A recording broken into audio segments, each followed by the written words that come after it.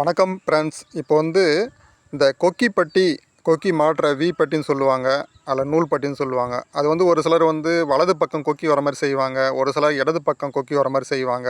அது ப்ளவுஸ் கொடுக்குறவங்களுடைய விருப்பத்தை கேட்டு நீங்கள் அதை செஞ்சுக்கங்க. இங்கே பாருங்கள், வலது பக்கம் நூல் பட்டி வர மாதிரி, இடது பக்கம் கொக்கி வர மாதிரி கீயை கொடுத்து மடிச்சுக்கணும். கீயை கொடுத்து மேலே மடித்து தையல் போடணும்.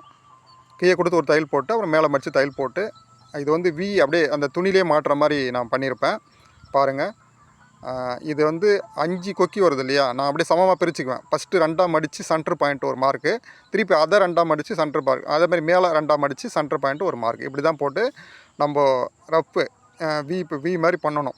அதை கரெக்டாக ரஃப் அடிக்கணும் நல்லா, அப்போ தான் கொக்கி தாங்கும், இல்லாட்டி பிச்சுக்கிட்டு வந்துடும்.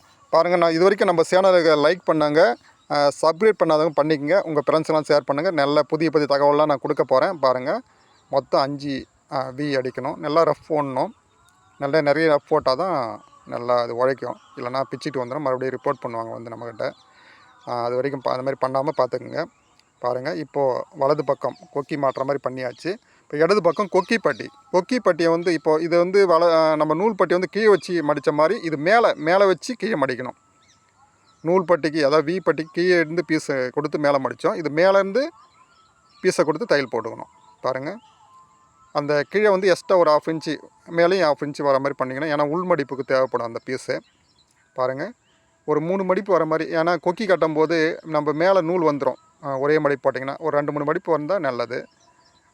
கொக்கி கட்டினோம்னா மேலே தெரியக்கூடாது நூல், அப்போ தான் அந்த ஃபினிஷிங் அழகாக இருக்கும் பார்க்குறதுக்கு. பாருங்கள், நான் 2 தையல் போடுவேன், அந்த எட்ஜ்லேயும் ஒரு தையல் போடுவேன்.